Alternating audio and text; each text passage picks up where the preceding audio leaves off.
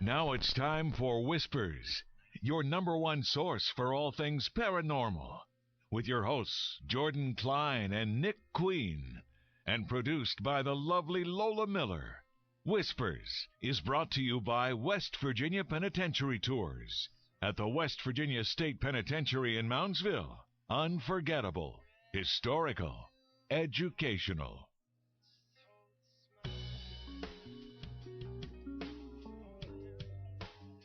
Hello, everybody, and welcome to Whispers Radio on AM 1600 WKKX, the Valley's Watchdog, and UPRN, the UFO Paranormal Radio Network. It is 6:10 p.m.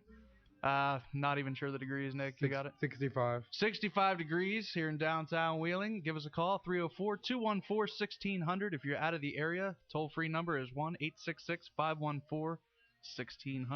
I'd say it feels a little colder than that, though. Well, see, I want everybody out there to know that Steve Novotny thinks that Nick and I bicker just a little bit too much. So he's actually babysitting us today. He's sitting in the corner waiting for us. So, Nick, I want you to know, and I want the world to know how much I love you. I love you too, man. I want to buy you roses and flowers. Lola has... Oh, my mic was on. Yeah. Steve, is that better? Steve has got his head down in the chair, just shaking. Oh, jeez. Lola, those cats ready to give away for the 27th? I've given one away. What? Yes. You couldn't wait? Which one? The little female. She'll Is that be the black going one, to or... her for no. The black one is Steve. See what you did What? to Steve. The female I think is the the black one was long-haired cute. one. Oh, okay. So that's probably the one, though. If I had to keep one out of the three, I would have kept the little female. But she will go to her forever home tomorrow or next week. So how many will we have available for the 27th? We will have two. Is it legal to give away now. cats on the air? We're going to offer them and have them here, and they have to pick them up. Oh. How's that? Is that legal? Well, I guess, but Well, we can have. I worry. I'm a fretful grandma. We can have them come to your home. Do we and need pick them background up. checks? Yes. Well, you know what? That may not be a bad idea. I don't want these kittens to be, for like a kid to say, "Oh, I'll take one," and then get home and the parents go, "No." I want people to make a real commitment that they're going to keep these. And Lucy Lou, the mom, if somebody would like an older cat, she'll be fixed. She's a beautiful cat, and she's lovey. And Oh, you're getting rid of the mommy? I thought it was yours.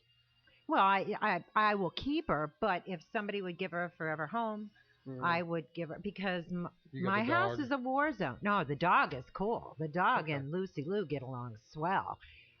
It's the other two cats, and I've had them for so long. I've had Mama for 11 years and Us for 7. So, they're not going anywhere. But it's just a war zone all the time. And How many animals do you have? At present moment, 3 cats, 3 kittens, and a dog. Jeez. So I am ready to. I know how you feel. I have a dog.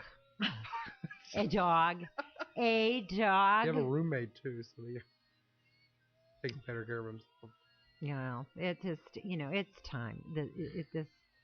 The zoo thing is just like wearing real thin. Yeah, well, see, that's the great thing about letting us give away stuff on the show. Yeah,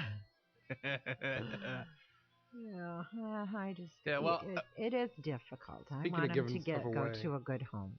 That's the important thing. For those of you out there that have been following up with us online, Nick has just created a Facebook group, I guess. It's like a fan page thing. It's a fan page for Whispers Radio. So if you're a Facebooker, get out there.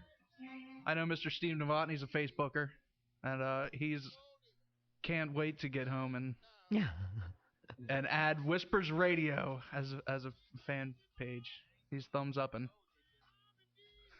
it'll be fun. Now, I also this is on Facebook, so it won't fail. Unlike our previous my 3 or 4 attempts at a forum that somehow will not stay on our page. I don't know why. Chip. Pouchat. Well, Pound Talk's nothing to do with me. That's Joe Montaldo's baby. Yeah, well, I mean, even then, it's not him. It's whoever owns it. One day that'll be fixed, I'm hoping. But speaking of giving stuff away, we're talking about this Halloween, October 27th. I have my dates correctly. Yep. We will be having the haunted or the ghost stories. It's our annual Halloween celebration party. This time 2 hours. 2 hours this year. I think Steven said he was going to come in and sit with us. There we go. He probably just wants to babysit us still. I would. And we'll have all kinds of prizes to give away. Books. I'm still waiting to find out exactly which ones, but we'll have the books to give away. We'll have pizza, I'm guessing. Movie tickets. All kinds of stuff. I mean, we're trying. Right now, we are looking for, if you want to give away something, give a little bit of a plug for you. whispers100609.mp3 yeah, if you're a business out there. I mean, I'd rather if Aunt Faye didn't want to give away her lawn furniture, which I'm sure somebody out there would take it and it would be fun to give away. But we're not a swap meet, but what? I have lawn furniture to give away. I can't do your voice, by the way, because I was trying on the way over. My voice. Oh, last week, if you remember, I was coughing like up a storm. Yes. I had bronchitis. Yes. I lost my voice there for like 4 or 5 days, and now it's barely coming back. I'm not able to get up to a high pitched squeal, so that won't be happening this show. But yeah. Hey, you know what? I'm in a giving mood right now. Can I give something away? What do you want to Do give you away? have time? I got some movie tickets, Carmike Cinema. With you. A date with Jordan. No, 2 Carmike Cinema movie tickets. I want to hear a ghost story. Just a preemptive, get us excited about this. What's playing upcoming... in Carmike right now? Everything in the world. Zombieland right now. Have you seen that? No. Flo? Nick, you don't watch movies. Oh my gosh, it was hilarious. Oh, it was great. It was a good zombie. Like the zombie quality was good. Yeah. And then it was just hilarious on top of it. Really? It was so good. I'd watch it again. Better than Shaun of the Dead? Oh yeah. Really? Yeah, Shaun of the Dead's like got the English humor, which is cool, like sometimes. But this was like American humor, so you might want to give the phone numbers out. 304-214-1600 or 1-866-514-1600. Michael Moore's movie's out. It's kind of paranormal, right? Yeah. I don't like Michael Moore. I'm sorry. Oh, I do. I think he serves a great purpose. I think he's went down a little bit. I liked his older movie stuff. He serves a purpose to American society. I don't say he serves a purpose, but I don't know. Bowling for Columbine was the last good one. What was one? Was there one after? There was Fahrenheit 9/11, then there was the Sicko. I heard Sicko was good. All right. Is that no? Yeah, this is Cindy. Cindy, how we doing? Hi, how are you? Good. How are you? Fair to middling. You got a story? Where is Midland? Texas. I guess you want to hear a ghost story. Oh, I guess you're guessing right. Well, I've got a true one. A true one? Well, I got a true ghost story. Okay, let's hear it. It was, my aunt was deathly ill, and we knew she wasn't going to make the night.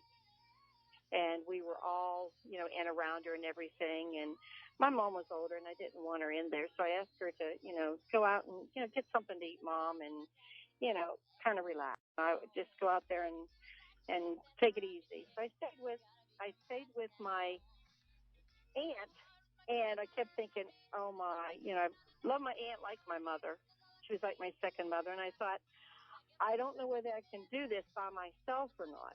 And I looked up, and I saw the face of my grandmother who'd passed many, many years before. And it was just so reassuring to me. And my grandmother smelled like no one else. You know what I mean? It smelled like what? My grandmother smelled like nobody else smelled. Oh, okay. Like. You know how that kind of a grandma smell. I know what you mean. Yeah. Okay, so I smelled that smell, and I suddenly got very, very sleepy. I fell asleep, and when I woke up, my aunt had passed in her sleep and very quietly. And that is the end. Wow. And to this very day, when I get in times of stress, I can smell my grandmother's sort of a kind of like baking bread and vanilla smell together, and that's really distinctive for me. Baking bread and vanilla. Yeah, and when I get in times of stress, a lot of times I'll smell that smell, and I know she's with me. Wow. That's really awesome. Yes, it is. I know what you mean, though, that smell. My grandmother, like the house even smells, just the grandmother smell. Mm-hmm. Yeah, you just know. I mean, and so I knew she was with me. And each grandma has an odor. Oh my God! I want to say it's a nice Wow. smell. Yes, not an well, odor. Odors can be a nice smell. The connotation is bad. I would say odor denotes bad. Only Jordan. Just give her the Cindy, tickets. we got 2 tickets for Carmike Cinemas in St. Clairsville. No, thank you. Yes, what are you going to go see? What do you want to watch? I don't know. I don't even really know what much is out there. But well, let me tell you what. If you like zombie movies, Zombieland is a great one. Is it? Oh, yeah. I like Woody, too. Yeah, he's really, really funny in the movie. I miss Cheers. Cindy, we'll have the tickets here waiting for you. Okay. Hey, thank you very much. Thank you. See ya. Bye-bye. All right, and we got our guest, too? Yes, we do. All right. Nikki, you want to introduce the guest? All right, well, our guest is John Geiger. He's the author of The Third Man Factor.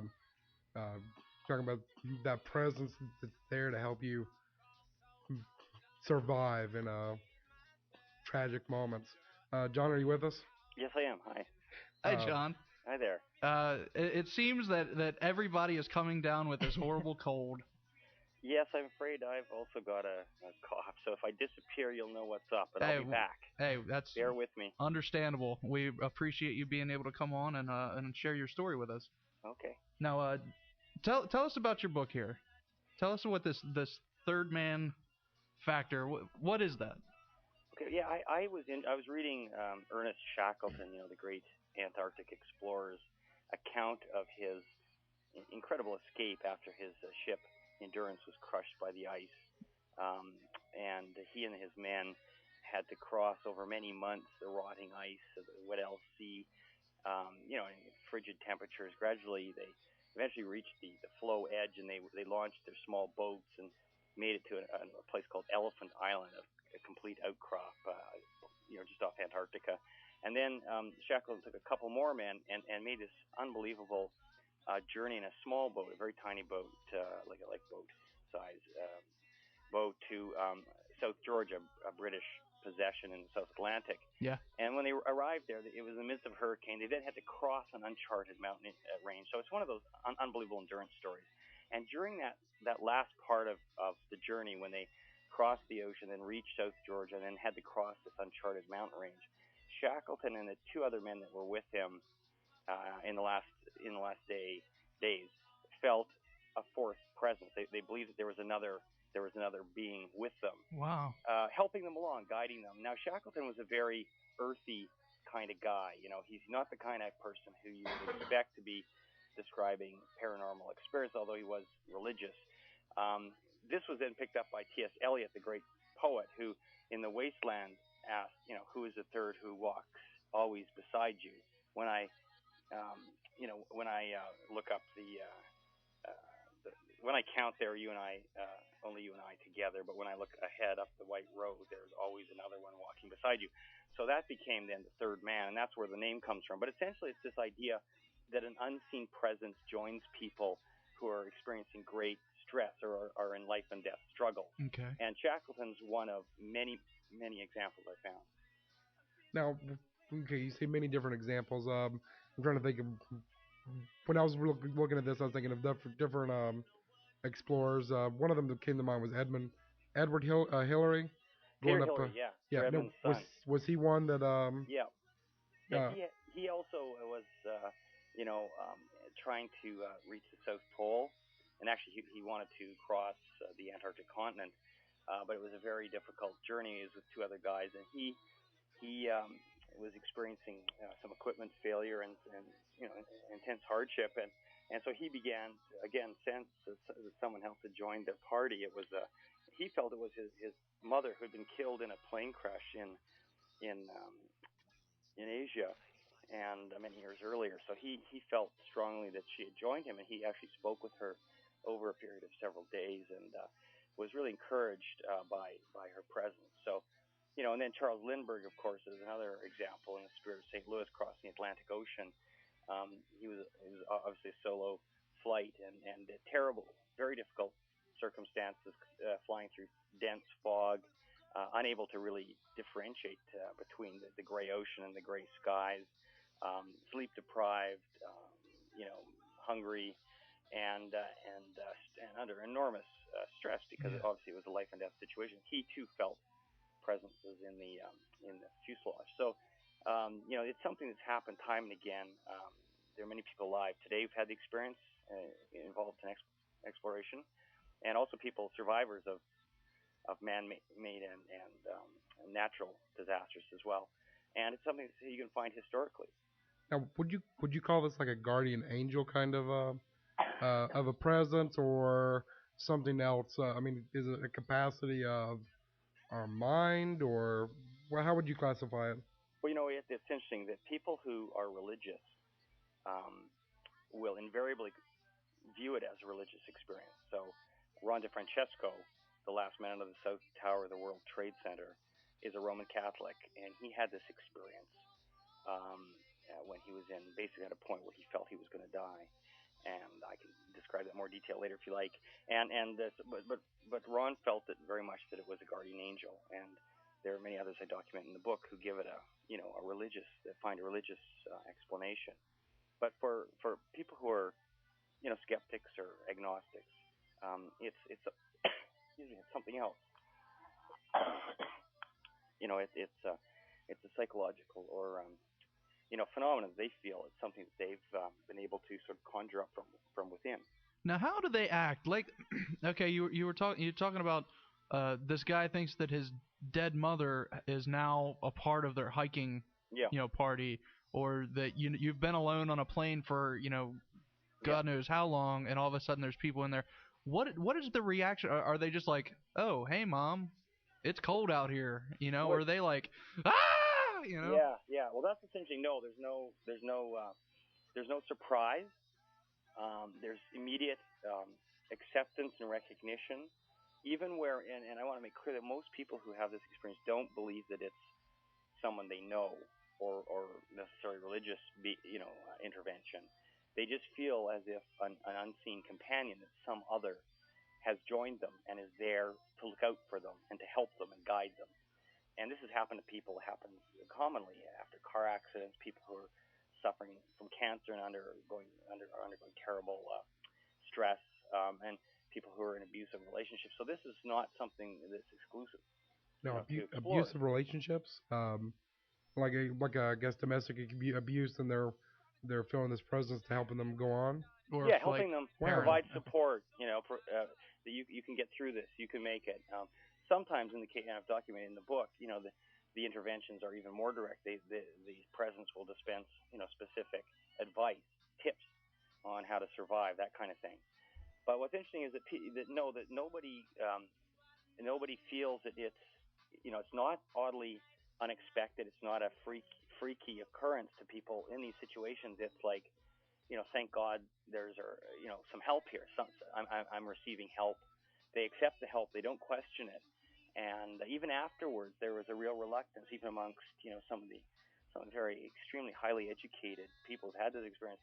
There's a real reluctance to question the experience. They just felt helped when they needed help most. Wouldn't this kind of, I would think that under psychiatric terms, this would be almost like for the lack of a better term, split personality, where, part of your mind is coming up with this, almost like a hallucination to protect you from the realities that you're facing.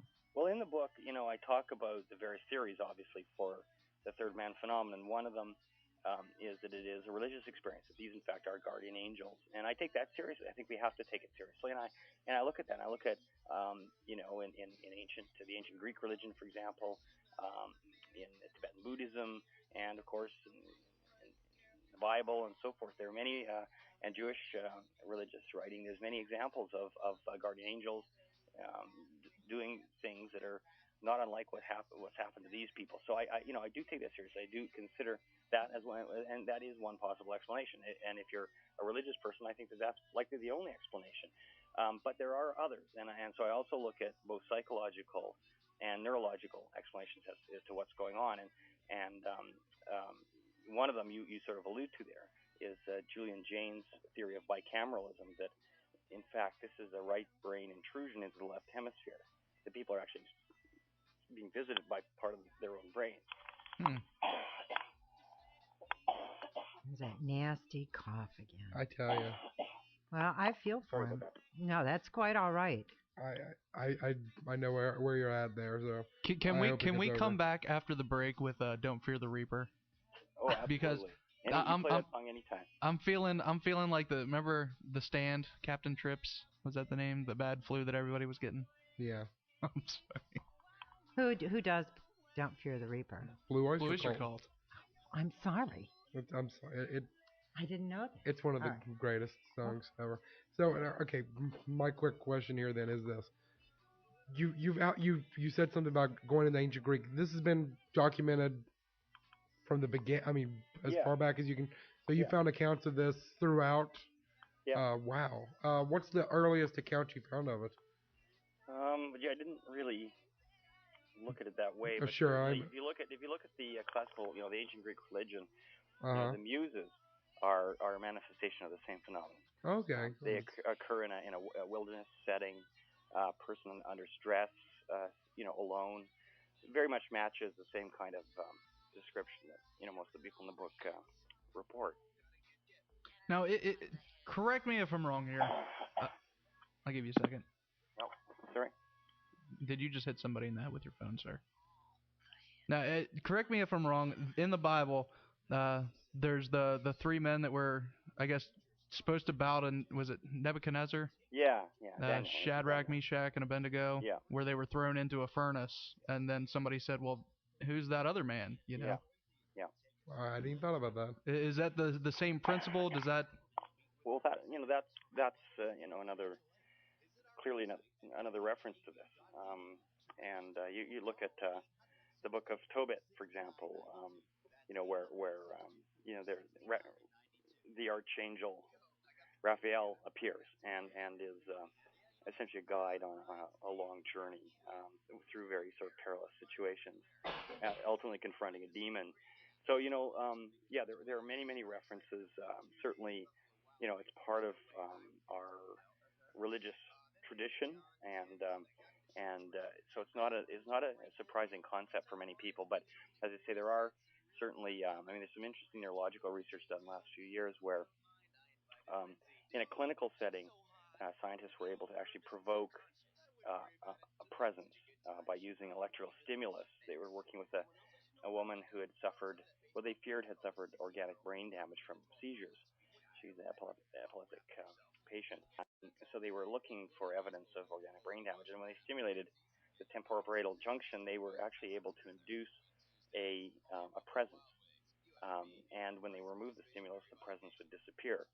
Now, what's interesting is that the woman who had this experience felt no emotion attached to it being there. And she certainly didn't see it as a benevolent, helpful presence. Yet, every example I found in the book, where, of course, there's no electrical stimulus being applied either, often wilderness situations or in buildings that have collapsed, that kind of thing, POWs, those people feel that it's, a strong, force for survival for them.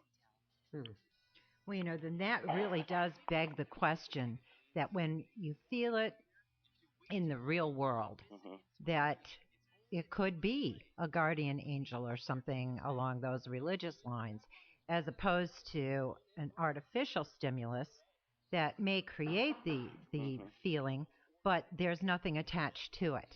Yeah, that's right. There's no significance, no meaning. Yeah. So it's quite a different experience, and so that may help to explain part of it. I mean, it may explain what part of our brain is involved, and that part of the brain, by the way, is heavily involved in our perception of self, our own self-awareness, where I physically end and you begin. That's what that part of the brain is involved in. So it does then suggest that it may be related to the brain actually externalizing part of itself, and the person then finding this apparently separate being, in fact, yourself, as a helpful agent. And it's interesting that the advice often dispensed is very critical to survival. So it is a great help. John, would you like to take a break, and you could give your throat a break? That would be great. Okay.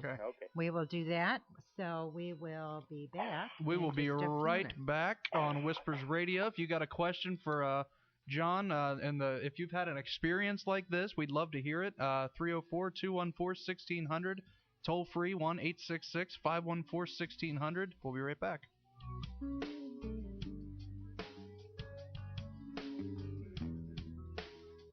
The former West Virginia Penitentiary housed some of the most violent criminals in history. Many of the prisoners who lived there also died there. It is known for being one of the most bloody institutions in the United States. Don't miss your chance to experience the former West Virginia Penitentiary. Your tour will consist of an astonishing 90 minutes that offers an awesome history, a touch of art, cold hard facts, and an education of the justice system. Tours start 11 a.m. Tuesday through Sunday. For more information, go to www.wvpentours.com or call them at 304-843-4146.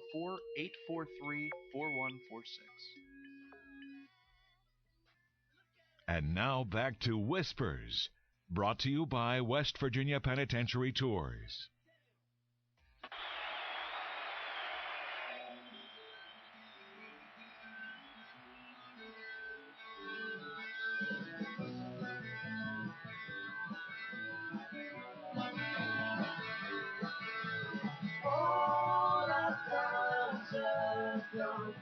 There you go. You ask and I love you, Lola. That's what it's like. Everybody's getting sick with the super flu. I know. John, you there? Yes, ma'am. Okay, good. Thank you for appeasing me, sir. Jordan's getting ready to go out to Kansas. Or was it Nebraska? I don't know. Yeah. All right, we're talking about the third man factor, the kind of phenomena that happens when you're on a life or death situation and you find another individual there that's pulling you through and that is seemingly really not there. Call it a guardian angel, calling it Jesus, calling it your own brain, if you will. That's what we're discussing. Once we started getting past like the explorers doing it, now I'm starting to think of all these different scenarios. Somebody's dying of cancer and then they're almost about to give up, and then they feel this or hear this voice, you can't give up, you got to keep on fighting. Is that kind of also the same thing? Yes, it is. I mean, it's interesting that after the book was published, I was aware of some examples like that before the book came out, but I really didn't think a book of kind of domestic scenarios would carry the same weight as one that involved these very adventurous people like astronauts and often very famous people. So I concentrate on those stories. But yes, many people have contacted me, and it certainly their accounts are very similar to those described in the book and experienced by explorers, and that is that they feel that they're being helped at a critical moment after a car accident or something by an unseen being who's there to assist them and see them through it. Now, how often does this really happen? I mean, because you're saying there's stories and stories. Is this like a really common thing? Because I think it is. I mean, I think what we're talking about here is a capacity that each one of us has, and for some reason, certain people are not prepared to access it or are unable to access it, at those critical moments, but many others are. And what struck me is on my website, thirdmanfactor.com, the large number of people who've come forward and just posted their own accounts. Other people didn't want to sort of go public, as it were, so they sent me emails with their stories. But it's just astonishing. It's very prevalent. It's happened to people in air crashes and all sorts of things that are more likely to happen in our everyday lives, not the sort of dramatic stories involving people in Antarctica or shipwreck survivors in the Indian Ocean, that kind of thing. You said astronauts. Are you referring to Apollo 13 or? No, this is Jerry Linenger, who's a astronaut, on a couple of the shuttle missions, and was actually on the Mir space station for a number of months, a very long tour there, and they experienced a number of near catastrophes, including a uncontrolled tumble through space at one point. Wow. They had a fire, a live fire on Mir. It was a very old station that was in its final days, I guess, or in a sense, the technology and so forth that was there, so yeah, there were a number of very close calls, and he in the end, at various times, when he was alone on the treadmill, would feel presence, and he knew who it was. For him, it was his deceased father. But that just gave him strength and resolve, and kind of calmed him, and made him just allowed him to cope better with the situation, which was psychologically very, very difficult. Now, why did you start studying this? Was there a personal experience that started getting you to go to this, or were you reading accounts and that prompted this, or did personal experience happen at all? Well, I had an experience as a child that I've never fully understood, and I thought maybe that it was just an overactive imagination of a 7-year-old, but basically, I was in arid part of southern Alberta in Canada, and my father, who's a geologist, was doing some survey work there, and he was ahead of me, and we came up a steep embankment. I ended up face to face with a rattlesnake, which is a very frightening experience, I think, even for an adult, but for a child, I was quite freaked out, to put it mildly, and I felt that this very odd sensation that I became detached from myself, and actually viewed what unfolded then as if there were another person there, that I was this other person, and I could see a child who could only have been me, and see the snake, and I saw what unfolded. But it was almost like I had separated in a way. A part of me had separated, and to try to put distance between the stress of what was happening. So I thought that was, I always thought that was interesting. I never have known fully whether this was a real experience or an imagined experience, but I certainly felt it strongly. And I just while I was working on the book, actually, I don't actually include this in the book because it was just too personal, too sad. But yeah. I lost a baby, and I strongly felt for a period of time after that terrible experience of having a child die in your arms that that he was around, and I felt sort of comforted by that. So I do think that I've been touched by this. Certainly not to the extent that people, the cases I've described in the book, where there's extremely vivid situation, and the stresses are such that these are true, many cases true survival situations. Without this intervention, these people would have died. Clearly in my case that wasn't. So what do you believe it is then? Do you think that it's spiritual, or do you think it's in your mind? I think that there's no doubt that there's a neurological basis for this. I think that this is part of our neurological makeup, and I think we are hardwired for companionship, and that we think we're alone. We think we live our lives often alone, fundamentally, and the fact is we're not alone. That we do have this innate capacity to create a companion when we need one, and believe me, it's as vivid, in fact, more vivid than a real flesh and blood person, as it's been described by many of those who've had the experience. So I think that there is a neurological basis. Now, I do not think, though, that rules out a divine origin necessarily. I think that that's really something I can't prove or disprove. Yeah. That's a personal judgment. But I don't think that because there's a mechanism in our brain that necessarily rules out the existence of God or even God. Maybe God designed us to be able to have this pop right. up. To tap into him every now and then. That's right. Now, that's exactly right. You're saying that there's sometimes that these companions would give advice, and you mentioned this way earlier, that they would tell survival, like do this, do that. Yeah. Are these often times things that these people would not know how to do? Like you're in a plane and it's about to crash, and and all of a sudden how to plane the plane because it's telling you. Well, I'll give you an example that's in the book, and an American climber named Jim Savigny was caught in an avalanche 2,000 foot, avalanche and drop, and his friend was killed, and Jim was severely injured, broken back, broken arms, face bashed in, just a complete, absolute mess. And he came to, a few minutes after the avalanche. He realized his friend was dead. He realized that he was in a hopeless situation. He lay down next to his friend and essentially accepted the fact that he was going to die. Wow. He was in a very isolated area. He felt there was no chance of survival. And he thought about his mother and how sad she would be, that kind of thing. And but then he felt a presence appear, and a voice said, "Jim, get up. You can survive this." And what was interesting is that some of the things that the presence said to him were things that he said he doubts that he would have thought of even if he had been fully conscious and fine and healthy and normal. Things like you follow the blood dripping from your face so you don't walk in circles. In other words, you always keep a straight line, a steady line to your destination, that kind of thing. And so he made it. It took him a full day to get across this valley. He crawled half the time, and it was an absolutely harrowing escape. But eventually, he heard voices, and the moment he heard voices, the presence disappeared. He thought that the presence, which he felt, by the way, was a woman, gave up on him. So in this case, it was a third woman. Mm-hmm. But in fact, those were real voices in the sense that they're human beings, and they did save him. So, just an incredible story. But he said there were things, advice dispensed by this presence that would not, he doubts he would have thought of.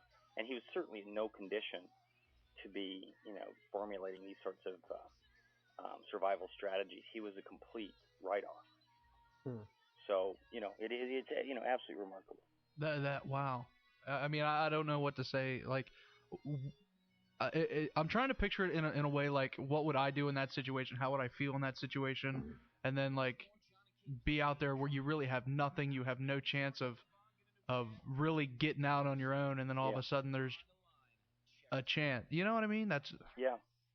It's like a lifeline that's thrown, and it can be something that you feel over days, as Jerry Lininger felt and others, Peter Hillary, or it can be something that's just felt once in a very short interval, like I mentioned, Ron DeFrancesco, who was trapped in above the impact points in the South Tower of the World Trade Center. I'd like to hear that. You said you'd tell that story. Could you go ahead and tell that story? Yeah, we got about 5 minutes. Okay, I'll just give you a quick recap. So he, like many others, was trapped above the impact point in the South Tower.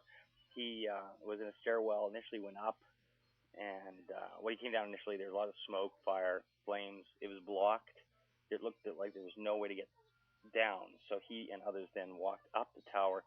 But as he got up there, he realized it was full of smoke. People were trapped in the stairwell, and he felt he was just going to suffocate. He couldn't stay there. So he went back down.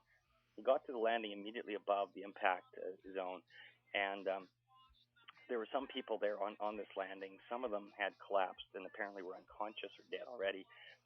Others were weeping and had kind of appeared to have given up. And he sort of crouched down, and then he felt this intervention.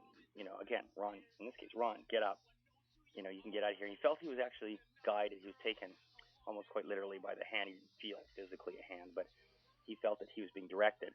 And he was being directed down, and he was being directed into the flames. And that's not a place where people go. We don't normally enter flames. I mean, it's a human instinct not to, although there are obviously cases where it's the only exit and so forth. But at this point, there still was a belief that there might be a way to get off on the roof eventually, or firemen would come up if he could get away from the smoke. But he did go, and he fought his way through debris, and he went through the flames. He ran down several flights of stairs. He felt, as he did this, that the presence was there, egging him on, sort of encouraging him. And he emerged, through the debris, and in a lit, normal stairwell. So he got below the impact point, and then he hurried down, and he passed firefighters who were going up, and policemen and so forth, and he got out just as that tower collapsed. Wow. So he's considered to be the last man out there alive, and he felt it was. So now for him, the presence was only there for a few minutes, but very vividly, and obviously at a critical time. But it was there as long as it seems like it's there as long as it's needed. That's exactly right. It's there as long as we need it, and it'll come back. So in other cases, like Reinhold Messner, the great climber, the Italian climber, he's had this experience on different mountains. He's really? had Nagna Parbat, but he's also had it on Everest. Now, does he think that it's like the same entity? He thinks, one person I talked to actually did think it was the same entity. They felt this person had an interesting theory, and I'm not going to name them because he didn't want his name used, but did feel that this was an entity, not like an alien entity, but a being that has existed through time. So it sounded to me like very much like a theory of a god of some sort, or God or Christ, and that was always there to help and people in need, and are often there to help people in need. So, which I thought was interesting, but. In Messner's case, it was different. He did feel, and others have said to me, I did feel it was something that I was able to conjure up, that this came from within me, even though it's totally externalized, even though it seems to be someone else. Messner was in a tent on Everest in the second of these cases, and he hadn't eaten for many, many hours, and he was at a point where if he didn't eat, he would be in serious trouble. And he was lying in his tent suddenly alone. Suddenly this voice said, get cooking. What's going on here? Get cooking. So he sat up and he prepared food for two people. And it was only then that he realized, wait a minute, there's nobody else here. Wow. But this other being, in a sense, a separate being, entity, had urged him to cook because he needed to cook. So in a sense, Messner felt it was that he was helping himself when he was beyond the point of really being able to do that he was because he was suffering effects of altitude, exhaustion, and so forth. Wow. So yeah, it's and there are many other cases like that. So yeah, it's a very, very I think frankly I'm astonished that people that we haven't known about this for in a sense that the power of this and the common how common this experience is, that it isn't something that people actually fully understood. This is the first time I've really delved into it. Well, I couldn't believe when I started finding more and more of these cases, and everywhere I looked, I'd find more cases. And I kept thinking, like, why hasn't somebody written this book already? How is it that this book is still here, waiting to be written? It is fascinating. And if anything, I think, although it's very common, I found many cases. There are more than 70 in the book, and others on my website, and I've others I didn't include, just for reasons of space. But I really think it's very common, and in fact, if anything, it's underreported. Some people I talked to and did get to come clean about their experiences were reluctant at first, and they'd never put it on the official record. Yeah. Now, if people want to get a hold of you, can they go to the? Yeah. Is it the thirdmanfactor.com? thirdmanfactor.com. There's a forum. They just have to join the website, and they can post stuff in the forum. Also, under where it says biography, there's a thing about who I am, and there's an email address there if they're uncomfortable sort of immediately posting their experiences. But they're welcome to contact me. I am collecting more examples all the time, and I'm very grateful for people who do come forward with them. Well, I want to thank you very much for joining us. We know you're sick, and I thank you for toughing it out with us. Well, it's been a great pleasure. Really, thank you for your interest. We have all of your books from Amazon.com listed on on our website, whispersradio.com. People can just click on the picture, and it'll go right to their site on Amazon, so they can purchase. Well, thank you so much. Thank you again. JohnGeiger.net and the thirdmanfactor.com. Thank you very much. Thank you. Now, that's wow. You know what I mean? That's one of the stories that leaves you numb. Like, there's just so much deep that goes into it because it mixes your brain and the spirituality aspect of it. Let's see, and my first instinct is to say that it is, particularly if it's because of a trauma, that it's your mind protecting itself. Yeah. Because like a defense mechanism. Yeah. Well, and they say that's why people have split personalities. Yeah. Because something so terrible happened that the first mind, your mind, can't deal with it. So your mind makes up other people that can.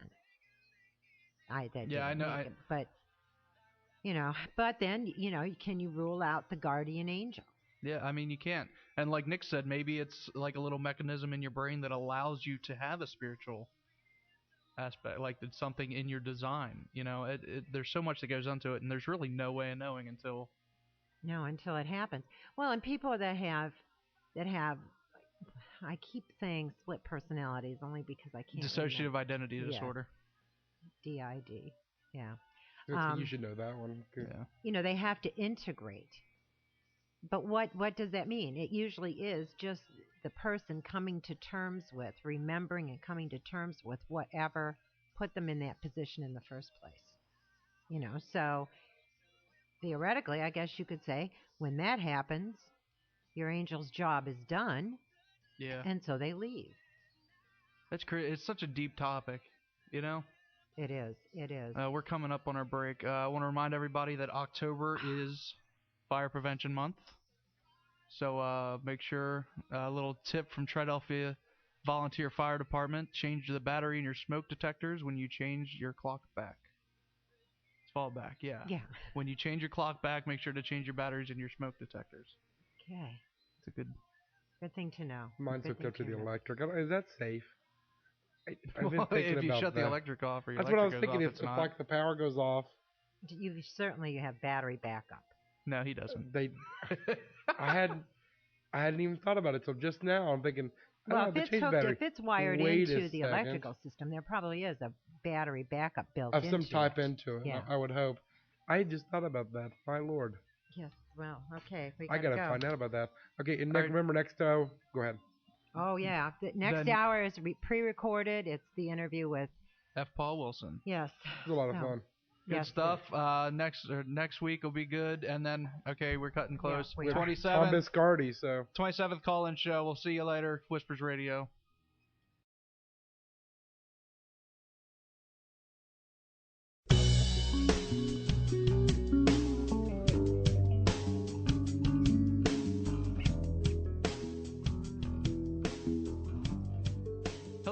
And welcome to Hour 2 of Whispers Radio. I want to remind everybody that this is a pre-recorded segment, so if you call in and Lola doesn't know what you're talking about, that's probably because she really doesn't. And well, I mean, she does because she's here right now, but she's probably reading a book as you call. Probably. She's reading a book. As a matter of fact, I am yes. I'm reading Repairman Jack. Well, see? Look. This is how amazing this woman is. Yeah. We pull her out here and we're like, listen, Lola, this is what the show we're doing and you have to know about it. And she's like, I'm already reading the book. So she's on it. What a lady. Nick, do you want to introduce our guest? Well, that's a nice segue, Lola. Actually, our guest is the author of the Repairman Jack series and the Adversary Cycle, F. Paul Wilson, one of my favorite authors. I actually gave Lola the book. So there we go. That's how she got it. Paul, are you with us? I'm with you. Hey, Paul. Thanks a lot for being with us today. We're really excited. I know that you're Nick's favorite author. I mean, he talks about you all the time, nonstop, and tries That's good. pawn your books out to everybody. Yeah, I've got a library set up, and I'm just reaching them out to people, trying to get them hooked. I know Ground Zero. I saw Ground Zero coming out. Actually pre-ordered it on Kindle. Came to me the Tuesday morning that it was there, so that it came out, arrived that morning quick, and I started reading it then. So I'm almost finished now. That's good. It's a lot of fun. Now, which brings me to my first question. The book Ground Zero, set around the 9/11 conspiracies. What kind of a reaction have you had with that? Well, so far so good. I mean, I had a number of negative reactions early on from people who hadn't read it. They were just, annoyed, offended, whatever, that I had, used the 9/11 tragedy in a fictional setting and context, but they hadn't read it. So I mean, it sort of like vitiates a gut reaction kind of thing. Yeah, it's a knee-jerk type of thing, and but so far since it's come out and people have read it, I haven't heard really a disparaging word, which is encouraging. So because it is walking a tightrope. it's the type of thing where there's still a lot of high emotion around it, and despite the amount of time that has passed, but I was very careful. I really tread softly, and I wasn't out to, if anything, I might have offended the 9/11 truthers because I think they could be offended by anything at this point. I mean, they're pretty sensitive. Yeah, it's I didn't give. There was sort of a backhanded credence given to the fact that the premise of the whole thing is that there was a conspiracy, but it's just not the one you thought it was. Okay, so just to clarify, the 9/11 truthers are 9/11 truthers believe that the whole thing was a setup, and depending on which segment, it was either Bush and Cheney, or it was Big Oil, or it was or actually the Israelis who set it up so that they could get us involved in attacking the Arab world. Oh, okay. So and they want they think they have the truth, and so they call themselves the 9/11 truthers. And you can go online, find their videos, anywhere at this point. I mean, they're out there. They're out there. I watched a bunch of the videos, and now did it change your mind about 9/11? I mean, first off, what were you thinking before you even started this about 9/11? I mean, if I saw the towers, like I guess many people, I saw the towers collapse live. Yeah. And that was the first thing that went through my mind is the way they collapsed is certainly, there's no denying it looked like a controlled demolition. Yeah. You read the research and stuff, and they say that it was, and it makes sense, that's the way they were built,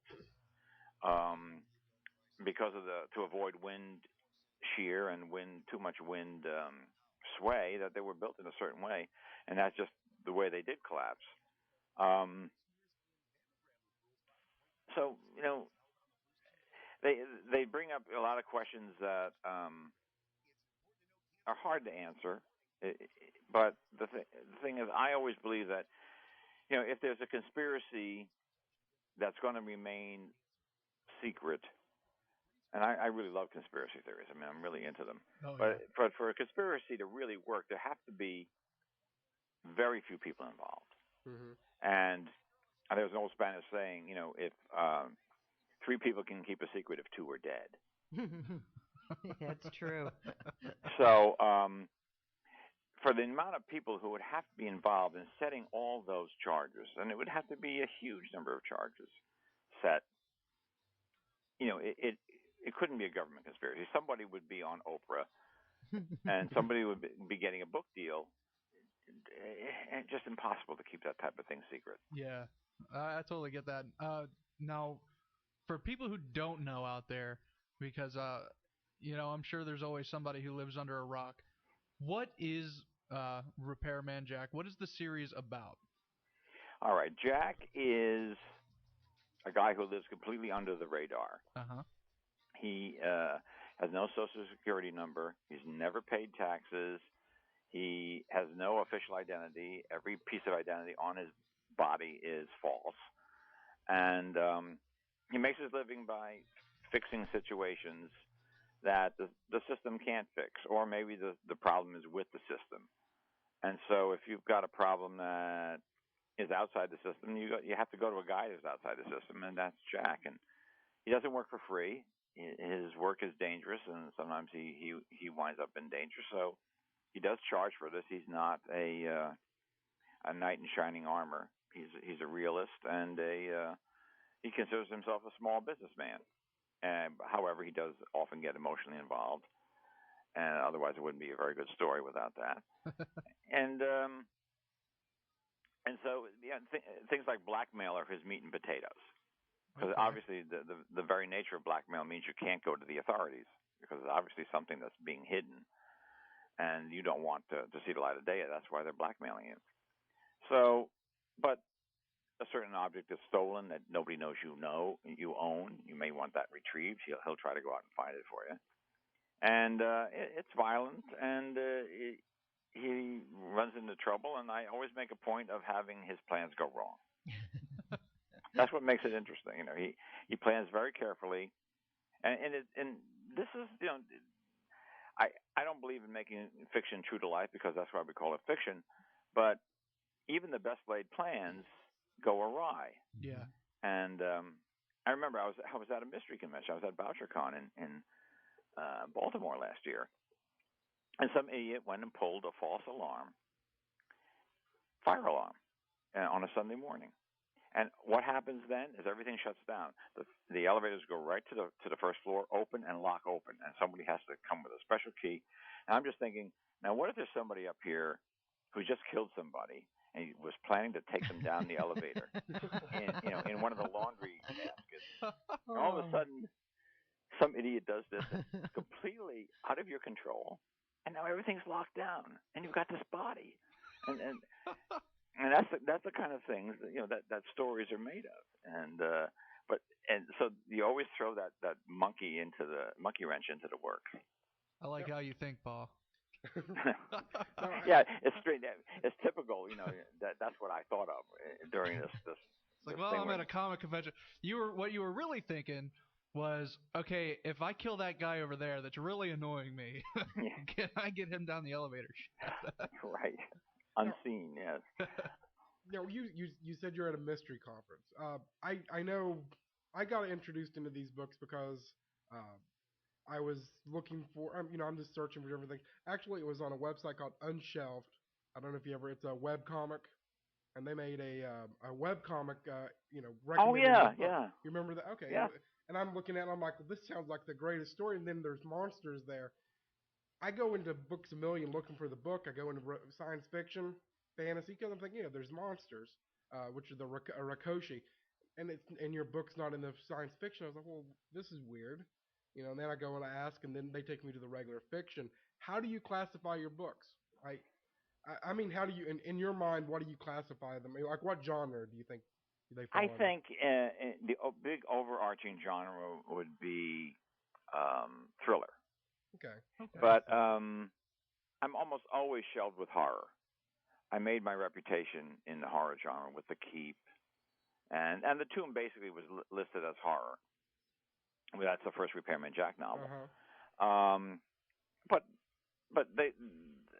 one of the reasons I've stuck with it is that it allows me to. I've always written across genres, and that's sort of poison for a writing career, because my publishers used to go crazy.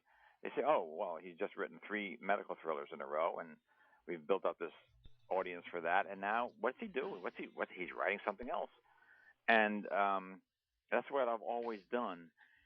And in Jack, I can pretty much write any kind of book I want, as long as it's a thriller. But I've written medical thrillers with him as the hero, and I've written haunted house stories, and I've written high tech, and I've written I've done riffs on you and all that kind of stuff. And as long as Jack is in there, the marketing department is very happy because they just sell it as another Repairman Jack novel. Now, was a Repairman Jack?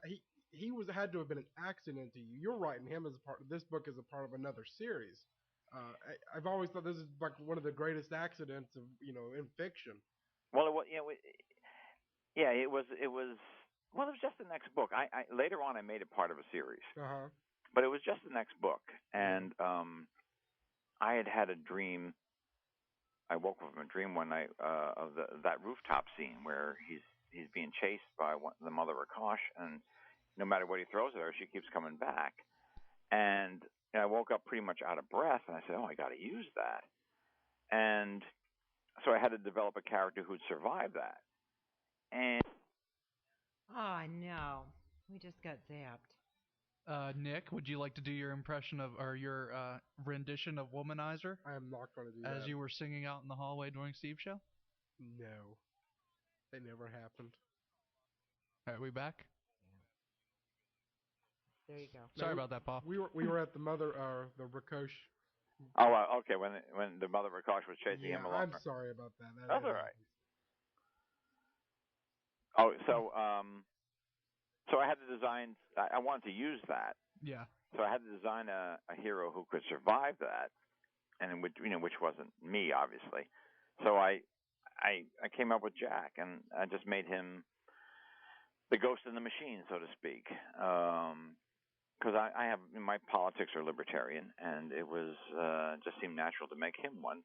And by the time I finished, I knew I had a series character, but I didn't want to write a series because I had these other two books already written out in my head, and so I left them dying at the end, and I figured that would be it because I knew some people were the publisher would want me to do some more, and it sold very well.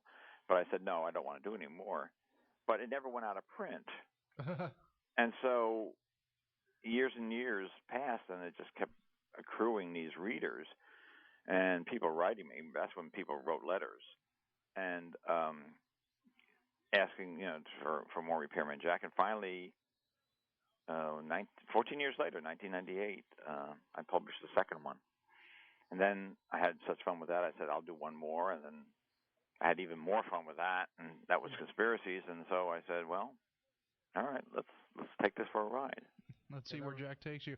Now, when you're writing, and especially stories like this, do you find yourself? I know a lot of other people. Okay, when we had Jim Butcher on, he said that his main character he put himself in and then just tortured the crap out of him. Now, do you find yourself doing anything like that, putting yourself into a character and just seeing how your side of it would react? There's a certain amount of that. There's a certain amount of me and Jack, but there are parts that really aren't. I don't think I could live below the radar like he does. It is such a huge burden. It's a tremendous amount of work. Yeah. And since 9/11, it's not having a real identity is even tougher. The proliferation of surveillance cameras, it's a completely different world. Over the years that I've been writing this series, the world has changed so much. And I am ending it at the Ground Zero is book number 13. I'm ending it with book number 15. And in a way, it's relief because the world is just not made for guys like Jack anymore. It's really, really hard to imagine living like that anymore. To some degree, that's the horror of the actual. I mean, just you've got all this horrible stuff. This otherness. But the worst part of it is how much the world is turning against him too. I mean, to some degree. I mean, you could write a novel probably about just going through the trying to make do a flight, which is just the worst thing in the world for him every single time. Trying to go somewhere other than New York. Oh yeah, I mean, there's so many things we take for granted, like getting on a plane. It's still a pain in the butt to go through security. But imagine if all your ID is false, and you're looking for one little thing can slip you up.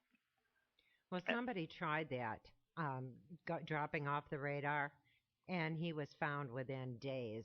He wasn't necessarily like Jack, with false IDs, but just trying to stay below the radar. And people found him because of social networking sites and closed-circuit TV surveillance everywhere now. Yeah, if you have an identity. See, Jack never really had one. He grew up, he was born in '69, and he grew up at a time before you had to have a Social Security number. It was optional back in his day in the '80s there when he was a teenager. So he never got one because he always worked on his own. He cut lawns and that kind of stuff. Worked for landscapers and they paid him with cash. So he never really had an identity. So yeah, if you've got an identity, you've been on Facebook, you've done this type of stuff, you've had a picture ID on your license. I would think it's almost impossible to drop out then. But if you've never had one, but even if you never had one, staying below the radar is still extremely difficult now. Yeah, you can't pay cash for anything. Nobody wants cash. Yeah, well, he found that out. Everybody looks at you like you're a nut. You want to pay cash? So, but the thing is, everybody sends everybody. You get these. If you've done anything, if you've bought anything anywhere, somebody's going to a Visa or MasterCard are going to send you, a card. Yeah. And so he set up false identities, and he pays his bills, and he has excellent credit under these other names. And so he's able to do it that way. He has mail drops, which he switches. He has mail drops which forward mail to other mail drops. He has a very elaborate system of staying off the radar. But he does. You can't rent a car without. You can't pay cash to rent a car. No. Go to a hotel and say, "I'll pay cash." You say, what? Yeah, they look at you like you're okay. Wait a minute. Something wrong. Yep. Who are you going to cut up a body in there or something? Kidneys are good for resale. Yeah. I like how he has a car that he owns and how he registers it. That was one of my favorite things in any of the novels. Yeah, well, that's an ongoing thing where someone spotted his license plate and that was under false identity, but they managed to track him down, and he didn't like that, so he now has the exact same car of Vinny the Donut Donato, who's a Brooklyn mobster, and he has the same plates, and he has it registered, the fake registration, but it says, Vincent Donato on it, so that if anybody, wants to track him down and sees those plates, they wind up dealing with Vinny Donato. So, that's sort of a perfect type of, and actually he got stopped once by a cop, and the guy looked at it and said, Mr. Donato? Says, yeah, I'm his driver. Says, oh, okay, well, all right, go ahead. Yeah. See you later. See you later. Yep. Now I'm sorry, I'm getting sick, so my voice is breaking. But I asked some people on Goodreads. I'm not sure if you're familiar with the site. Oh, sure.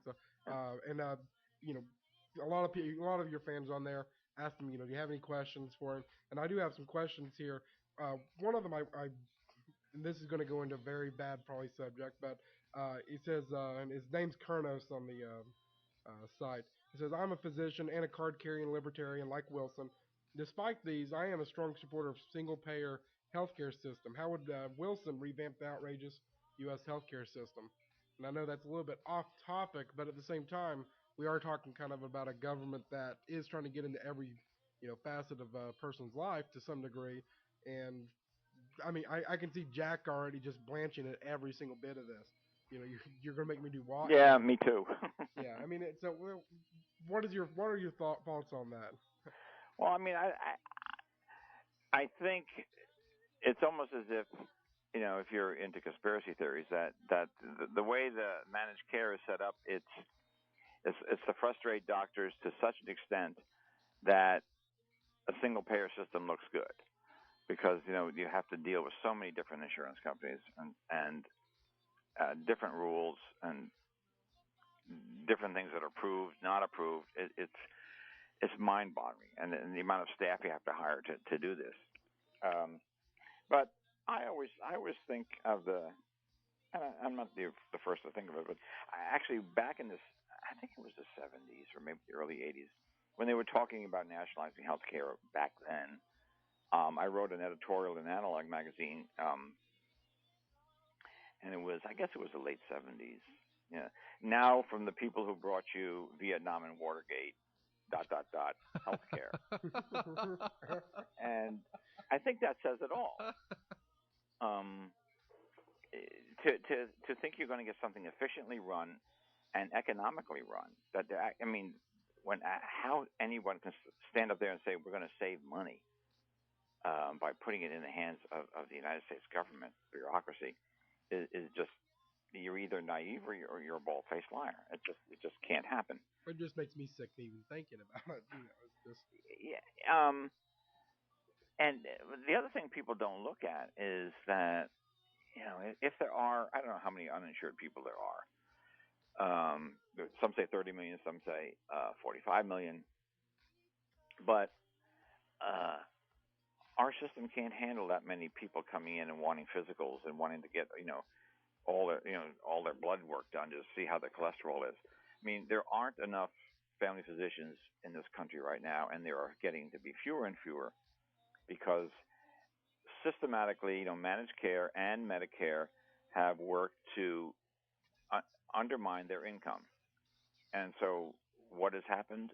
People coming through medical school now just look at that and they say, well, I'm coming out of medical school, I'm $120,000, I'm $140,000 in debt.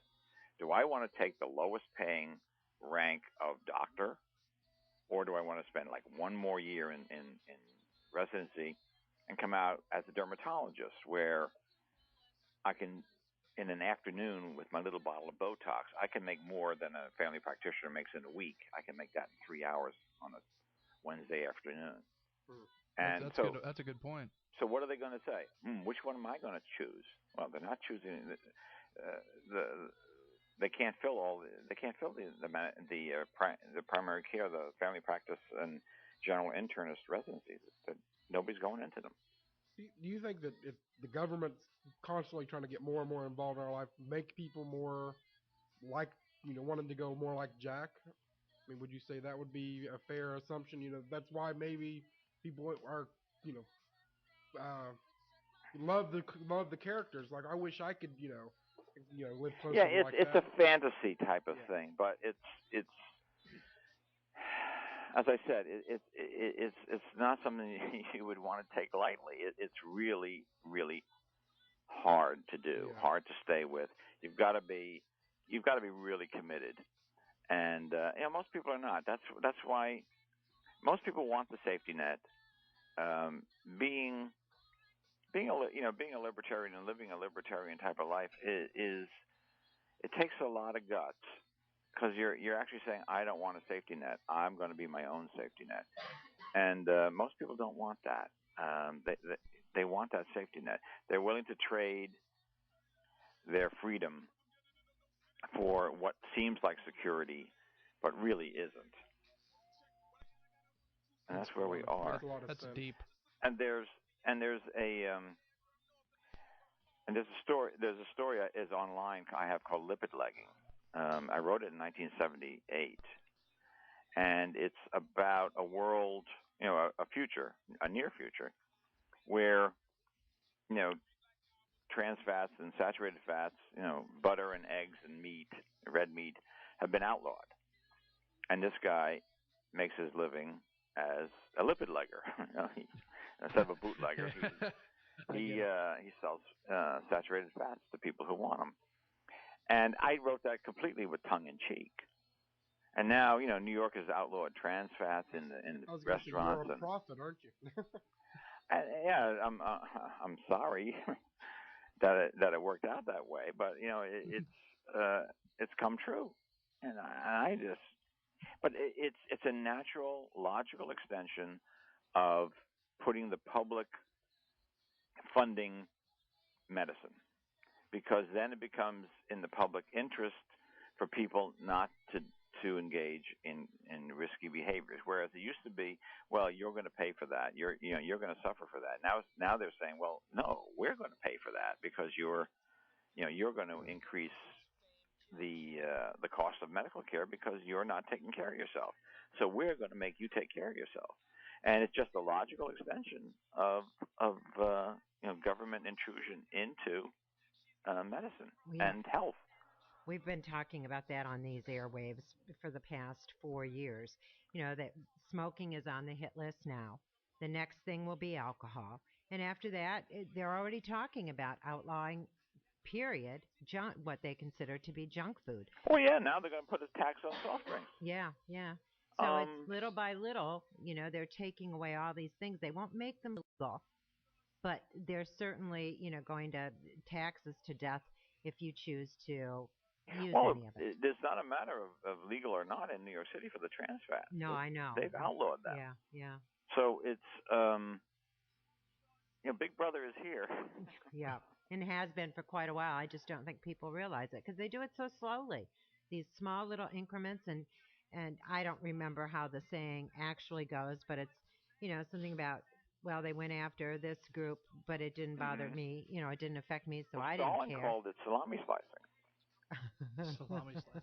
And he was talking about spreading communism, through into Europe and into I guess India or that part of the stands. And he said, if you take one slice, no one raises too big a fuss.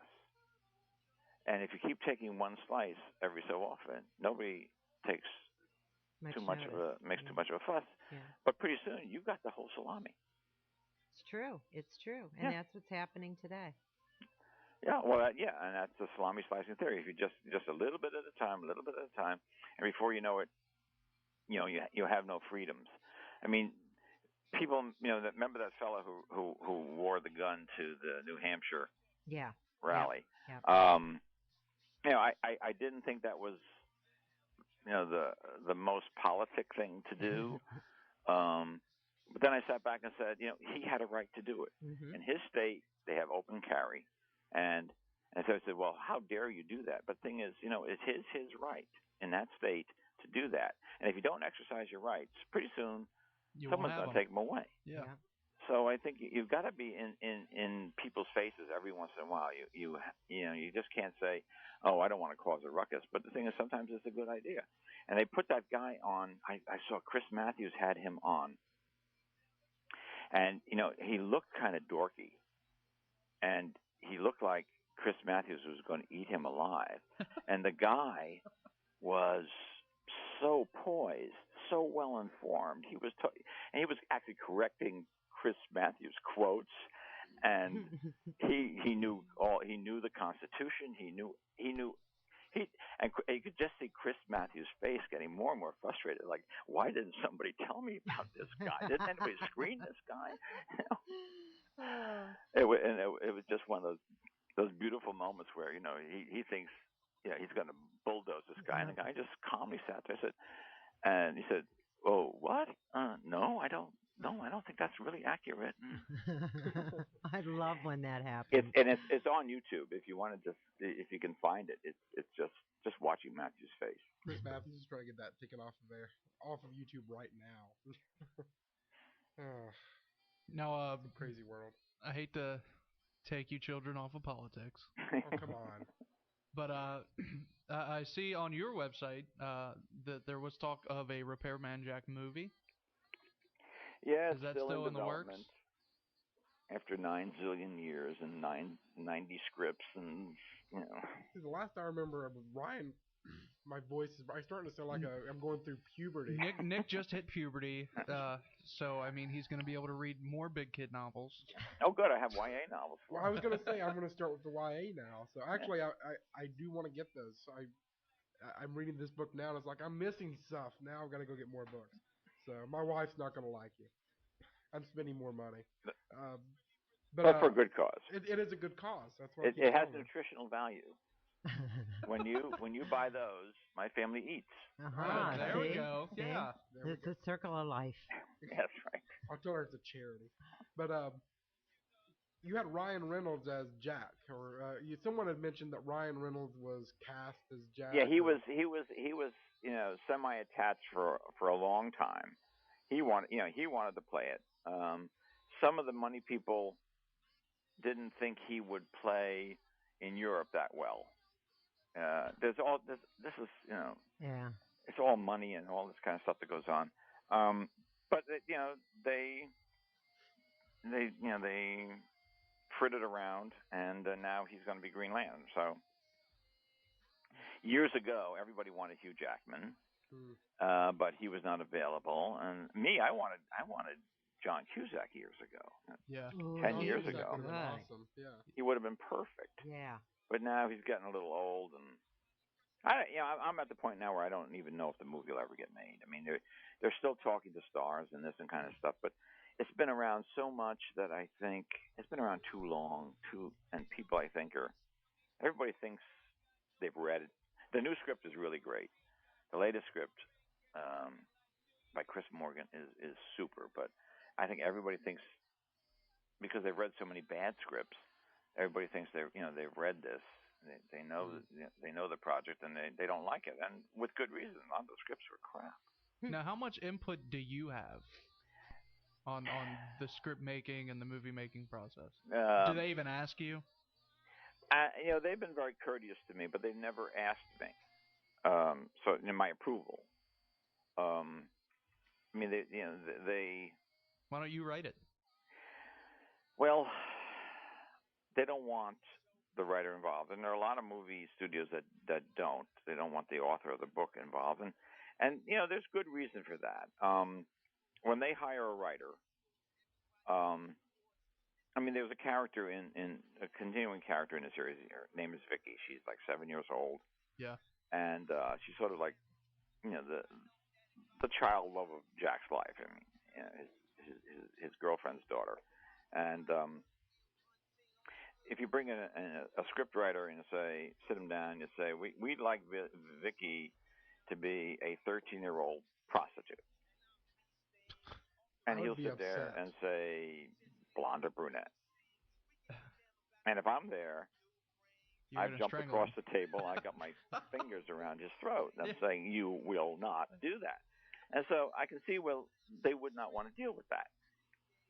And so I understand that. If I were if it were my book, I think I would want creative control over that. I would want to have some say in how they're changing the story. I know there are things that they have to do to shorten them up, tighten them up, storylines that have to be dropped for that reason. But I would still, it would kill me, especially after. Well, then you can't sell the book to Hollywood. Well, if you're J.K. Rowling, and there's every studio in the world bidding on your project, then yes, you can get cast approval, you can get all sorts of things. Yeah. But this was optioned when there was only one Repairman Jack book, and it was optioned like 9 years after it came out, and nobody else was knocking on the door, and so you can't make any demands. Yeah, I guess. But now, all right, after 13 books and you're going on 15. Right, but they already bought it, so it's like when you sell your house. They can do what they want to do. They can paint it pink.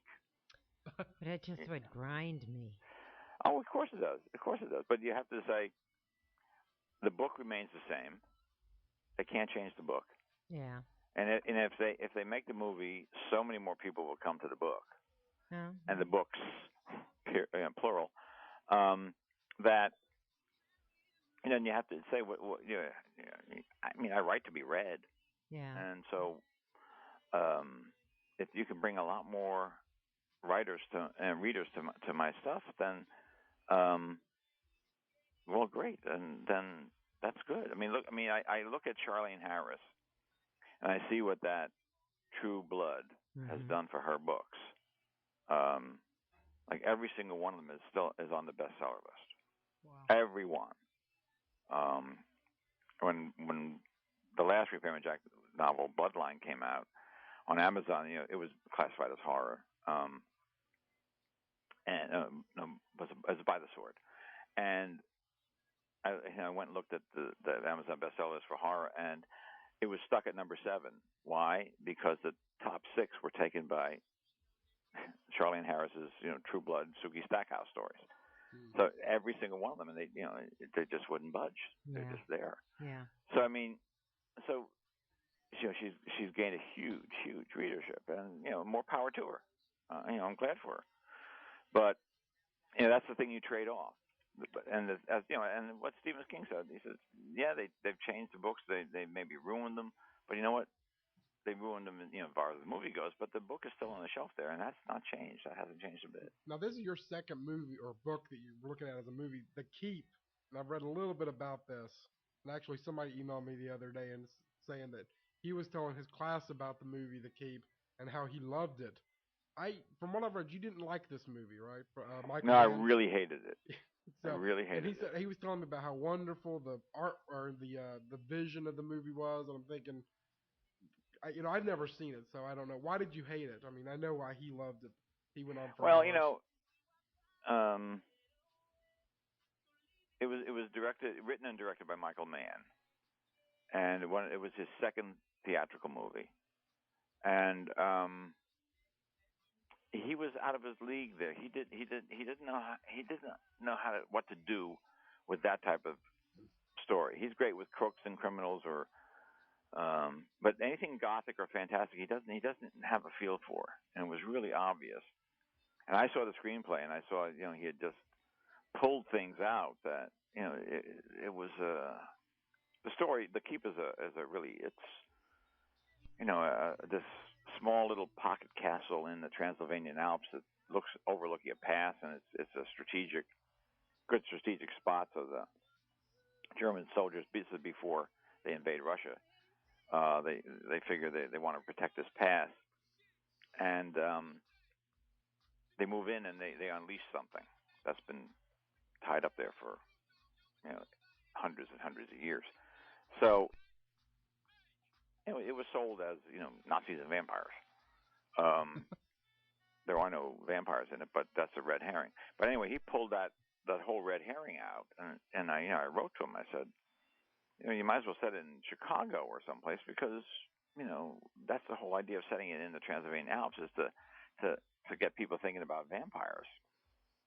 Because actually, what's in there is worse than a vampire, but it pretends to be a vampire because a vampire is actually more benign than it is. And of course, he never answered me, and the movie was a horrible flop. It was a commercial and critical flop. And now, even whenever a new movie comes out and they talk about his past, Michael Mann's past movies, he doesn't even mention it anymore because he's ashamed of it too. I mean, he botched it terribly. And but people who are fans of Tangerine Dream love it, soundtrack, and it is a very visual movie. I mean, Michael Mann, for all his faults, has a great visual sense, but he just completely missed the boat with this because I remember the screening I went to. Yeah.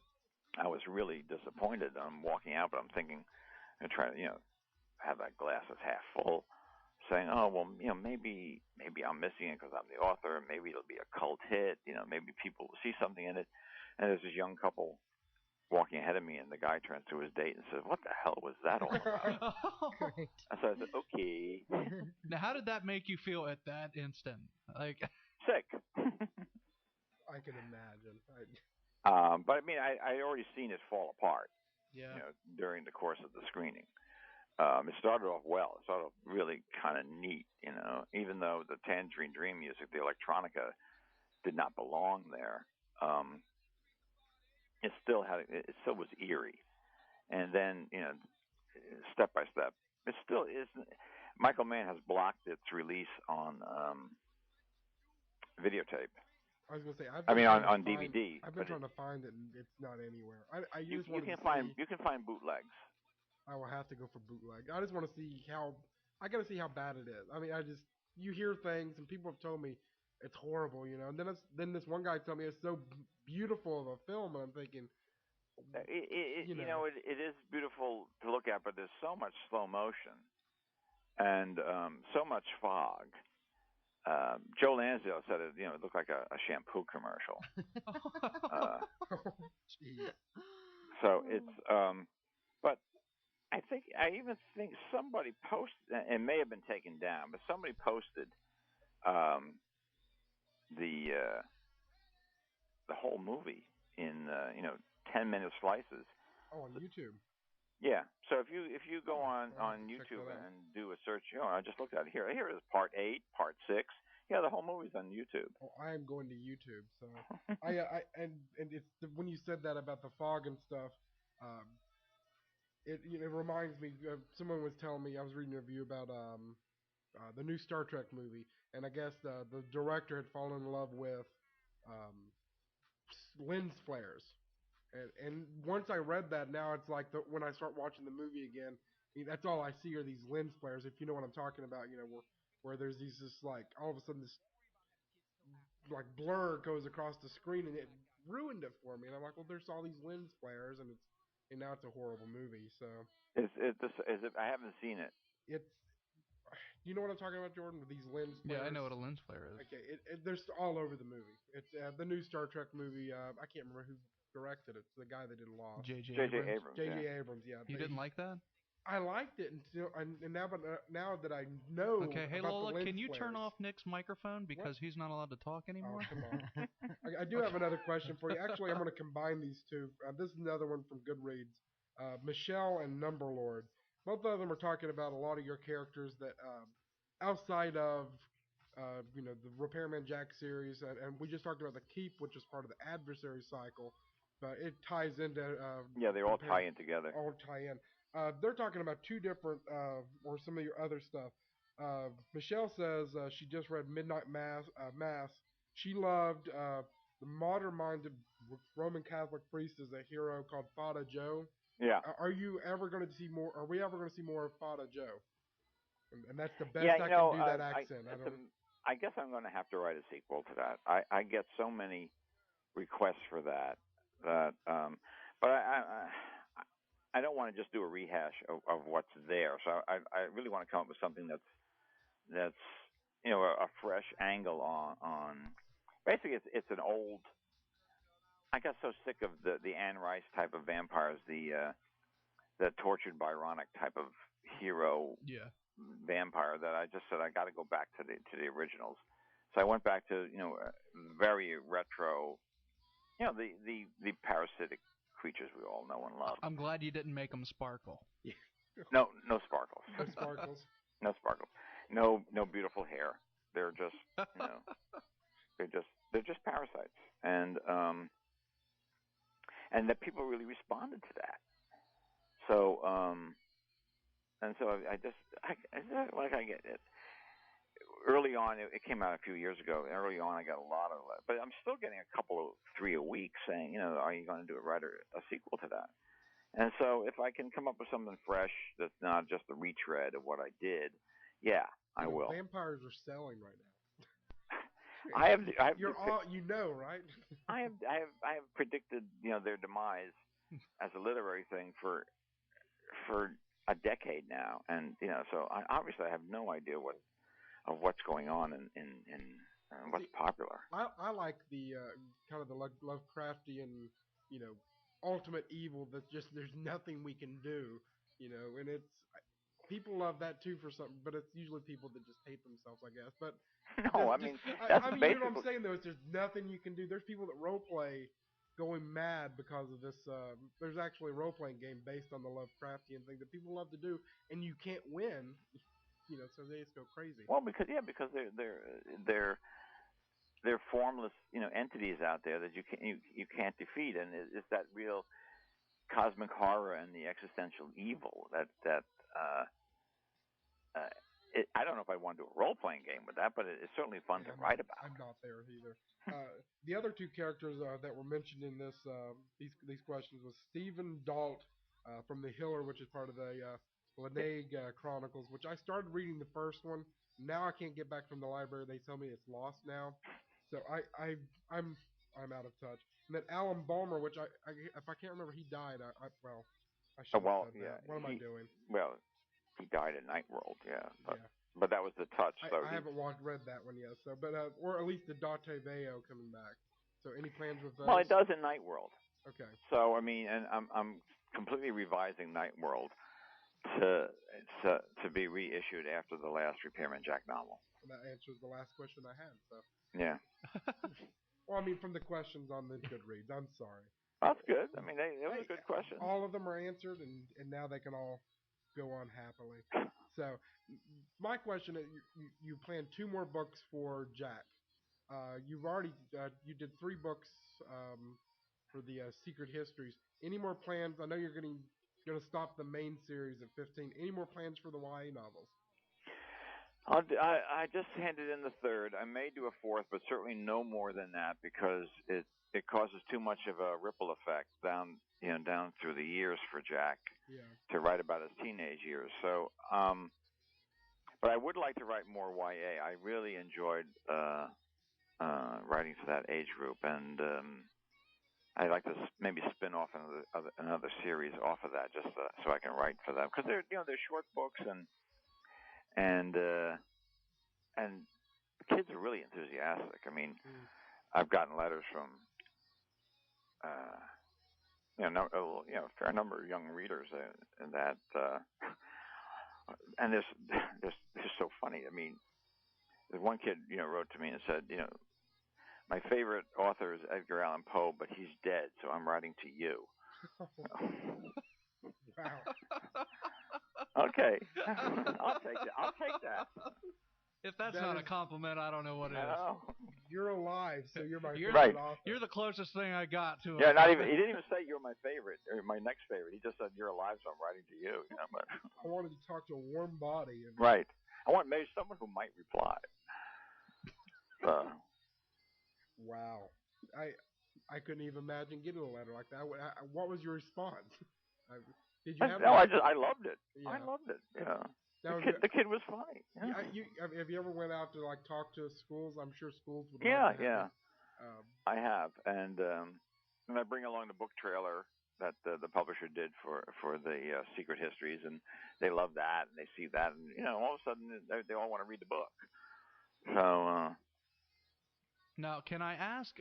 Okay, you have 2 books left with Jack. What are you going to do to him in those 2 books? Please don't kill him. No. Okay, I wouldn't good. kill him. No, okay. I wouldn't do that. All right. Torture him. Yeah, as he snickers. No, but well, at least not in the certainly 14th book. I've thrown plenty of stuff at him lately, and his life has not been a happy one lately. He probably wishes he never met me. So what are you thinking? You're putting Jack on a beach and giving him a. You did put yourself into these books, which if I was Jack, I would have hit you. I mean, not really you, but a fact. Oh yeah, that was P. Frank Wilson or something like that. P. Frank Winslow. Winslow, that's right. Yeah. I was like, oh, that guy's dead. But I really did put P. Frank Winslow said, he got a letter printed in this 1963 comic book or something, that 1963 series that Alan Moore did. And I did write a letter for that comic book series because Steve Bissett and Alan Moore were doing it. And they asked, he said, we need letters. I saw Steve at a convention. He said, we're going to have a letters column. So write in a letter. So I wrote in a letter as P. Frank Winslow, and telling Alan Moore that I was allergic to alliteration, and so would he please stop it because I can't read, I can't read the comics anymore. And Alan Moore went into this huge reply that was all alliteration. Oh. And it was hilarious reply. And but anyway, so the thing was, I put that in there because if someone ever said, well, let's just go back and see if he really did, and there it is, so it almost makes him like a real person. So now, what's in store for Jack? I mean, what other? I may go back and do after I finish the mainline story. I may go back and do some where he first comes to New York, and there'd be very noirish type of crime stories where he sort of starts to establish himself. Is this outside of the series you're writing now? It would be an adjunct, like it'd be between the tomb and the time he comes to New York. Oh, okay. That would be. I'd love that. Where he first meets Abe and Julio and those kind of things, and starts getting to be the guy. Kind of like a prequel. Yeah. Well, and in the middle-quel. Yeah, a mid-quel. Yeah, mid-quel. Now, have you ever been approached about you mentioned Alan Moore? Ever been approached by any comic book artists or writers or anything to make graphic novel? Make a graphic novel, because. Well, the movie company has those rights. Darn the movie company. Yeah. To all the books? No, to the character. To the character. Wow. Yep, they bought character rights. So, I mean, I did script a graphic novel of The Keep, which is the way I would have wanted the movie to be. And now, and I got that? Pardon? Do you sell that, or is that something that somebody could buy? I think it's out of print, I believe. IDW did it. Oh, okay, so it's actually out there already. So. Yeah, it's out there. I got an awful lot of movie producers, contacting me and saying, "Oh man, we'd love to make a movie out of this." Like they didn't even know that Michael Mann had done it. And then as soon as they hear that they have to deal with Michael Mann, they just lose interest because they just lose it. He's apparently such a terrible egomaniac that nobody wants to deal with him. So, and the rights apparently are pretty convoluted. So I know I have one more question. You mentioned you put the Dormentalist, which is kind of a backhanded slap at the Scientologist, which Tom Cruise, of course, all these.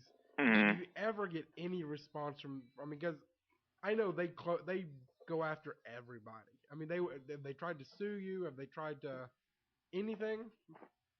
Just emails. Just emails? Yeah, just saying.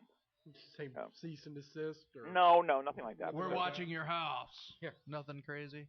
Well, knowing how litigious they are, I was very careful. I made a point of mentioning also that that mentioning the Scientologists that was in Crisscross. I'm mentioning Scientologists too, so they couldn't say that the Dormentalists were definitely the Scientologists, but actually Dormentalism is a cross between Scientology and Mormonism. Oh, okay. I mean, I wanted to. That's a stretch. Not, I mean, it works out really well. You've got to read the book. I went out and I researched, cultish type of groups, and trying to just see, what's out there, so that I could come up with something weirder. And you know what? You can't come up with something weirder. The stuff out there is just everything. It is amazing. People will buy into anything. But the two. I mean, Mormonism is absolutely kooky. I mean, if you look at how it evolved, it was founded by a known con man who had been ridden out of towns on rails, and he's sitting behind this curtain, translating these golden tablets which no one has ever seen, and he's dictating them. He had magic glasses. Whatever it was. I mean, people buy into that, and then you read what was Scientology, and L. Ron Hubbard was, a con man from the get-go. Yeah. And he actually said, the only way to make $1 million now is to start a religion. Yeah. And that is the kookiest damn religion you ever. I mean, you've got some sort of an alien in you. I mean, it just and people buy into this, and they give them their fortune. Well, it's an alien spirit, I think. Yeah, something like that. Yeah. Well, something about volcanoes are going to purify you, so I can't remember how that goes. No. That was the flying spaghetti monster, I think. Oh, okay. The beer volcano in heaven. No, this was actually there are volcanoes. The Scientologists, whatever the alien race is, or something, at the end powered their ships of volcanoes or something, but they were powered by the spirits. Oh, okay. It's. I'm a Pastafarian, actually. Oh, okay. A Pastafarian. I know Larry Niven made fun of them in his book Inferno. He put L. Ron Hubbard in a circle of hell and had like a invented a religion with childlike idiocy or something. I mean, it was this long thing. It's bad when you get your own circle in hell. Yeah. He invented it just for him. But we got to get going. It's been a lot of fun.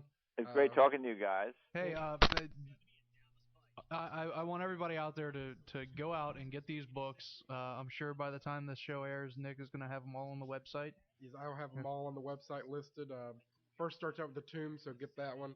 Lola's been reading it; she loves it so far. Oh, it's so good. Yeah, it's ideally, so good. if you start at the beginning and move through them, I mean, anywhere the first 9 you can read them in sort of in any order, but 10 ties up an awful lot of Harbingers ties up an awful lot of things that you probably shouldn't start there, and but start before Harbingers, and you can bounce around before that. I'll put a link up to the Secret Histories, which has the books, the episode, and everything in it all together. Tells you if you want to read the entire thing, here's what you need to do. So that way people can start wherever they would like on that. So it's been a lot of fun. What website would you like to give out? RepairmanJack.com is the only one. Okay. I have anything to do with, but I have a lot to do with it. I'm pretty active on the site. Okay, and can people get in touch with you? You say you get emails all the time or get letters all the time. Yeah, there's a contact button. You press on the website, and then it gives you a little thing where you can send me an email. Okay. Do you get to reply to everyone, or do you try to reply to as many as possible? If people ask me a question, yeah, it may take me a while, but I'm kind of obsessive, and so I do. I know, much to my dismay, but I am obsessive about that. Hopefully nobody ever emails you saying, I need this job fixed. Oh, they do. Oh, yeah. Really? Oh, I bet you do. I bet you do. Please I don't got somebody be who's Will. really annoying me. It's probably Nick. That's what Nick's the one sending you the email. Yeah, well, I answered you, Nick. Yeah, you did. So he'll answer anybody. That's crazy. Just about, yeah. We go, F. Paul Wilson. I want to thank you very much for giving us your time and working with us through the recording here. It's been great, and we'd love to have you back as new books come out and promote All right. it. It's been a pleasure. All right, well, thanks for talking about this. Thank you very much. Have a good night. All right, bye-bye. That was a lot of fun. That's pretty neat. Like the whole concept of the series, I think, is nice. See, and I have to read them in order. I really I'm the same way. I'm anal about it. Order. Yeah, I am too. And I'm like, I've got to do it, Because otherwise, I've had people tell me, oh, well, these, they're independent. Well, they're not. You can't possibly write about the same character and never refer back to something. Yeah. Which I'm trying to think back to now. He was saying, Harbingers was, and I honestly think that certain things, especially if to get the idea of the Rikoshi, you have to have read that first one to know. I mean, so it to me, I can see that one, but he's the author, so he can. Well, he just said anything up to 10 you can read in any order. Yeah. It's just after 10. Well, after 10, it just starts picking up. I will say that. I mean, it's because it all plays into the adversary cycle, which is this what he was mentioning about the thing that was trapped in the hold or the keep. It all revolves around that being released. I think the keep sounds so familiar, although I'm sure there have been other books named that. But it just really, and then when he said about a movie, because I pulled it up on Amazon, and the keep is up there, and it was talking about, Nazi stronghold or something, and it just all seems very familiar to me. But I can't tell you if I've read that book or another book that was named the same. Or had the similar plot. Yeah. They all start, and this is not a slam against any author, but, I get into kicks where I'm reading just one type of book. And before you know it, they're all kind of running together because, how many different situations can you have? Vampires or spirits or, and then spies and Nazis and, after a while they all start to run together. They all become Indiana Jones. This is how I deal with it. See, I don't read books. I know. So, I never say, man, have I read that? Have I read that? I know exactly, the 3 books that I've read. I never have problem recalling. All I have to do is read the first page, and I can tell you if I've read a book or not. Really? The funny thing about the Tomb, because you're reading the Tomb now, he published the Keep first, then the Tomb came next. And have you found a Tomb yet in the novel? No, And you will never find one because the publisher told him that he had to title it The Tomb so that people would know that it's part of the series. The Keep, the Tomb, the next one's the Touch. And then it changes after that because hopefully the publisher realized maybe we shouldn't be doing this. Yeah. Because I read the whole thing and I'm thinking, where's the Tomb? Where's the Tomb? And I actually went and looked online. I'm like, the publisher really did that. That's just, and it's adding to the troubles. But we should probably get out of here.